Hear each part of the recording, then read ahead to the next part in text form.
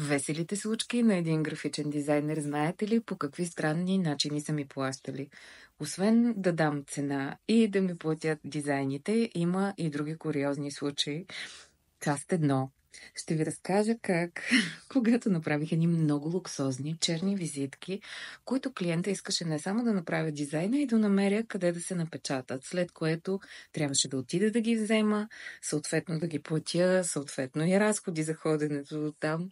И разбира се, нося аз 200 визитки, които са 2 пакетчета, общо взето толкова. Отивам и той казва: влез сега тук в този магазин. Магазина беше явно под наем и му дължаха пари или нещо такова. Поне аз така си мисля. Влязохме в един гръцки магазин за маслини. 3 огромни, даже 4 мисля, че бяха огромни тарелки, пълни, ето такива от големите в супермаркетите, напълни ми маслини с, какво беше, с бадем, маслини зелени, маслини кафяви, маслини, да, мисля, че каламата или там как се казват, не си спомням, черни маслини, всякакъв вид маслини и каза: заповядай, това е от мен от сърце и много се радвам за визитките и надявам се това оправя сметките. Взех си маслините, храних детето си, което беше тогава на 3-4 години с маслини.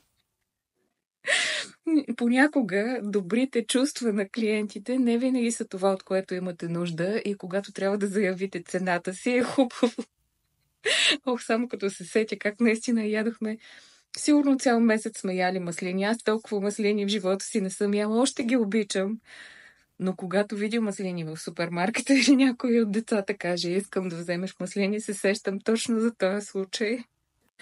Вие как бихте постъпили с подобен вид клиент?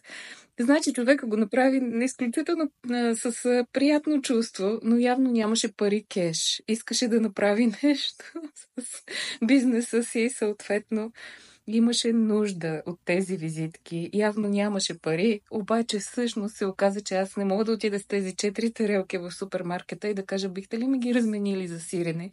Или пък може ли да си платя тока с малко маслинки?